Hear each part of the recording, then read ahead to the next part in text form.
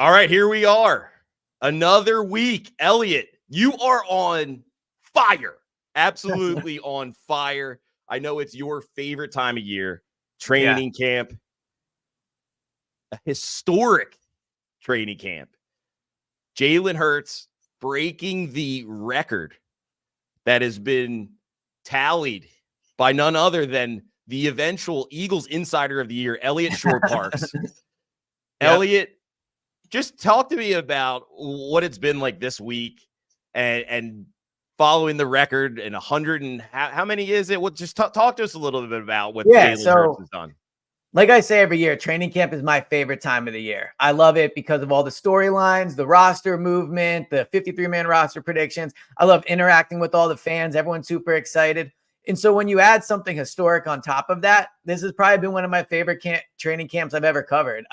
Jalen Hurts is performing outstanding. 158 passes in a row is the franchise record for training camp attempts without an interception. He now has that up to 172. There's a shot we're looking at 200 plus attempts here without an interception. And, not to jinx it, but he probably only has 5 practices left. He'd be the first quarterback I've ever covered that goes through all of training camp without an interception. And while the training camp stats are fun and I love tracking them, the main takeaway is the guy is playing unbelievable football right now. He's smart with the football. He's making good throws. He has 17 touchdowns. He had 17 touchdowns all of last training camp. In fact, through 10 practices last year, he had 7 touchdowns and 3 interceptions. Through 10 practices this year, 17 touchdowns and 0 interceptions. So the record is a part of it, but honestly, just watching him play this way has been really fun to watch and very encouraging. So absolutely passing the eye test, right? The Elliot Shore-Parks eye test. How do you see this translating to real football up against another team? And have you noticed this from year to year? You can almost get a vibe, a bead on how this guy's going to play. Yeah. So my experience of covering training camps, how a quarterback looks in camp normally correlates over to how they play in the regular season. In 2017, it's a training camp I've talked about often. Carson Wentz was unbelievable in training camp in 2017. I remember specifically standing in the back of the end zone sideline, watching him throw a touchdown against the Dolphins and thinking, yeah, the Eagles are going to be really, really good this year. In 2022, Jalen was good. He had 23 touchdowns, I think, not a ton of interceptions. He moved the ball, and that was encouraged. Or 2022, he was really good. This year, he's been really good. So we'll see if it correlates over. Obviously, he has to go do it in week 1 or this training camp record won't matter. But what he's doing that's so encouraging is he's taking care of the football. Jalen doesn't have to be Josh Allen. He doesn't have to be Patrick Mahomes. What he has to be is Tom Brady, smart with the football, put it in the hands of the playmakers, and just move the ball up and down the field. That's what he's done in training camp. It hasn't been hero ball. He's not running it all the time. He's giving the ball to AJ, Devontae, Saquon in the flat, Dallas over the middle. And that's what I think has been so encouraging. Speaking of, you talked about Carson Wentz. Carson Wentz has the record for most touchdowns. Is that one attainable, you think? Yeah, so that's the next record. 31 touchdowns is the Carson Wentz, is what he threw in 2017. It's the most touchdowns I've ever tracked from a quarterback in training camp. It truly is the gold standard of training camps.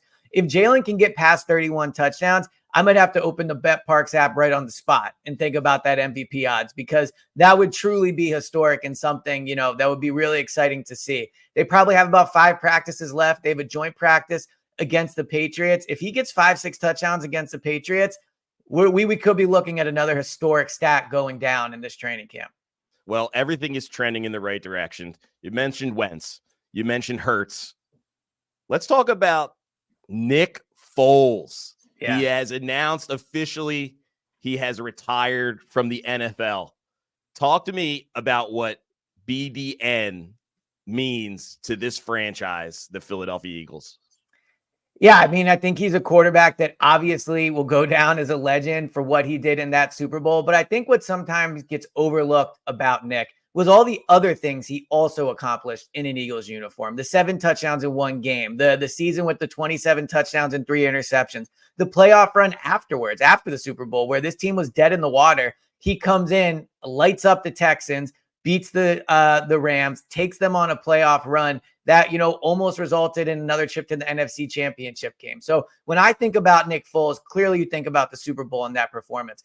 But he has a career that is really unique. I mean, it's not a coincidence that he has 2 jerseys in the Hall of Fame for 2 outstanding achievements he had in an Eagles uniform. I think that they should retire number 9 for Nick Foles. They've kind of shadow retired it. No one else has worn it. It's going to be unbelievable when he retires as an Eagle on Monday night against the Falcons.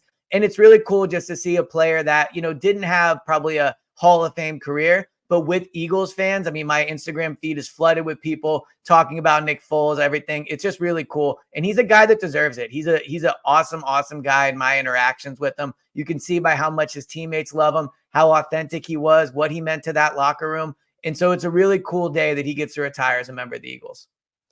Fantastic stuff. Monday night, the home opener, that is going to be electric to have Nick Foles back in the house. Let's change gears. Defense. Something that I took away from this week. I heard about Vic Fangio showing the defense hard-hitting plays within the rules. Tell me, what do you think that's going to mean to the aggressiveness that this Eagles defense is going to try to play with this year? Well, I'll say I'll believe it when I see it. I remember being at Sean Desai's press conference last year and him talking about how he used to coach at Temple, and we want to be Temple tough and we want to represent the city and we're going to blitz and be aggressive. It's awesome to hear those things. Now, the good news is Fangio has a track record of being an outstanding coordinator. So there is more of a proof that he can go out and make the Eagles defense play that way. I'll say on the field, they look like they have a little bit of a different swagger than they did last year. Obviously, Chauncey Gardner-Johnson has brought some personality to the team. Quinyon Mitchell tells basically every receiver he goes up against that route is trash. So he has shown a ton of toughness. The Nick Sirianni, unprompted, shouted out Zach Bond and talked about the aggressiveness he's had taking on blocks in the middle of that defense. So they seem to want to be aggressive. And I think that that's a good mentality to have. But again, I'll believe it when I see it because they need to show it in the regular season. I've heard it before. I think they have the talent to do it, but it's going to have to be proven in the regular season. You mentioned Nick Sirianni just a minute ago. I can't go without saying this. I mean, it's everywhere. Everybody's talking about it. The Tim McManus piece on the relationship with Jalen and Nick. I personally look at it as a bad thing. This coming out and being officially confirmed that these two guys were just really not seeing eye to eye last year. I watched Hard Knocks just the other night, and the relationship between Eberflus and Caleb Williams and sitting down one-on-one and talking, it seems as though maybe last year there was a point where those two weren't even speaking. Mm-hmm. When this team faces adversity for the first time, that's where I think it's going to really test whether or not things are okay and will be okay moving forward. What's your feel as we head into the season here on how this relationship really will work out between Hurts and Sirianni? Yeah, it's a problem. I mean, I agree with you. The article, and look, Tim McManus, I think, is one of the best beat reporters there is. When he writes something, I believe it. He is well sourced, and the relationship he describes between Nick and Jalen is a troubling one. This team has a ton of talent. They have enough talent to win the Super Bowl on the roster. But as they themselves say repeatedly, talent isn't enough. You have to have connection. You have to have a good locker room. And what is being described about the relationship between Nick and Jalen is not a Super Bowl winning relationship. I mean, there's a quote in there that says, would they get dinner together? Hell no. No. You can't win that way. You can't. Now, they were 10-1 last year, but you could just tell that they knew that it wasn't going well. So I think it's a relationship that has to be repaired. I think it's a relationship that can be repaired. I think that the collapse of last year was especially hard on their relationship. I think the direction of the offense was a major point in why they had a disagreement, and they have to get that fixed. Maybe Kellen can be the one that gets them back on the same page. But even if Nick's not involved in the offense as much as he was last year, he's still the head coach. He is still the most important coach in that building. Jalen is the most important player in that building. And it is important that the most important people get along. That is how you run a good franchise. It's how you run a good workplace in general. So Jalen's been playing really well in camp. You can see them riding together on the golf cart. It's encouraging to see. But to reach the potential of what they can be, They have to be on the same page again. Interesting stuff. Paris Campbell, let's change gears again. Paris Campbell's been a little bit banged up. That's given an opportunity to Johnny Wilson to kind of step up here, and he's been the rage this week. Talk to me about Johnny Wilson, and can he make an impact as the third wide receiver for the Eagles in his rookie season? Yeah, I think Johnny Wilson could end up being the steal of the draft. To get him where they got him at his size and his ability, it's truly stunning he fell that far. And watching Johnny Wilson in training camp, he is different than other big receivers. The Eagles have had big receivers. They've had guys that we all were in camp and said, finally, the Plaxico Burress that they never had is here, the big end zone, red zone threat. What makes Johnny Wilson different from the big receivers I've covered with this team is he knows how to use his size. He isn't just tall. A lot of guys are just tall and they make it to the league, but they don't know how to take advantage of it. Johnny Wilson has already made 2 to 3 catches in training camp where you can tell the reason he was able to make that catch is because he's 6'7". And if you look at his time at Florida State, he was a deep threat. He wasn't just like a 9-yard end zone guy. And the reason he was able to do that is because he can go up and win jump balls. So what stands out to me about him is, A, he's already getting first team reps with the offense. That tells you he is learning the playbook and the coaches believe he has a good feel for the playbook. And B, it shows that they feel he brings something they don't have. And that is that size that AJ and Devontae, as amazing as they are, they're not 6'7". It is what it is. So Johnny Wilson has a chance to be special. He's good at using his size. He's quick in and out of his breaks. He's a fluid runner. He bends well. It is really encouraging to see what they looks like they might have in Johnny Wilson. Well, we're going to get to see it firsthand Friday night versus the Ravens. The first time we're going to see Eagles football for this 2024-2025 season. Give me one player that we should be focusing on, keeping an eye on preseason week 1 versus the Ravens. Man, it's hard to pick just one. I think there's a lot of players where it's really important for them. I think Quinyon Mitchell will be out there. It's going to be exciting to see him. Britton Covey's going to be out there. He's had an outstanding training camp so far. But the player I'm going to look at the most, I think, is Trevor Keegan. Trevor Keegan is a natural guard. He's been taking first team reps at guard when Landon Dickerson goes out.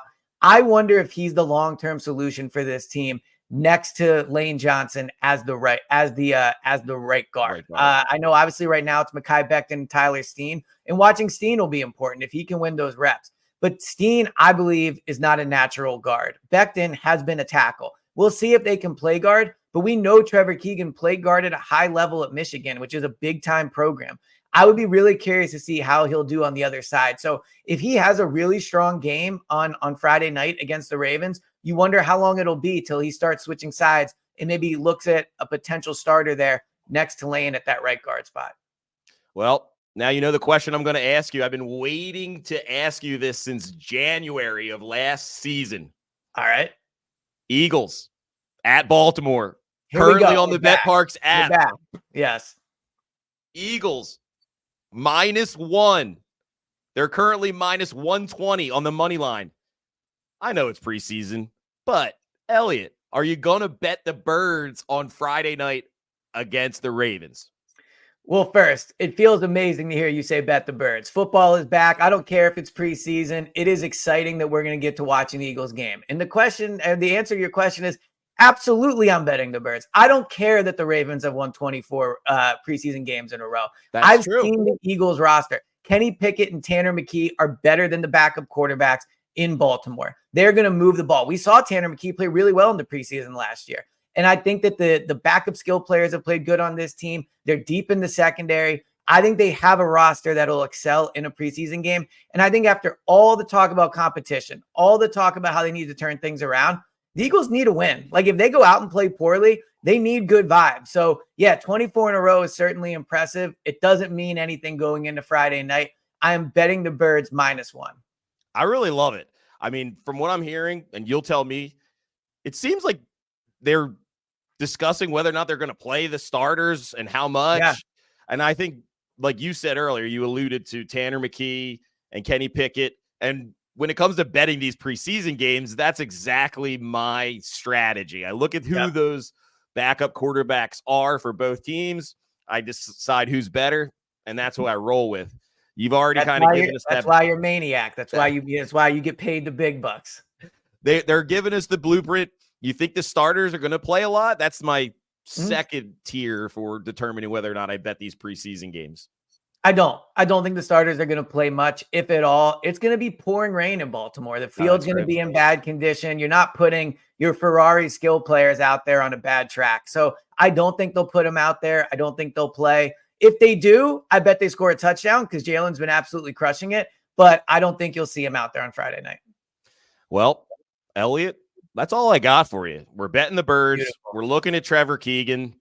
We got records being broken, and there's still 5 training camp practices left. It's truly unbelievable. I'm going to try to get down there next week. I'm working something out to get some VIP access, and hopefully I'll get to see you.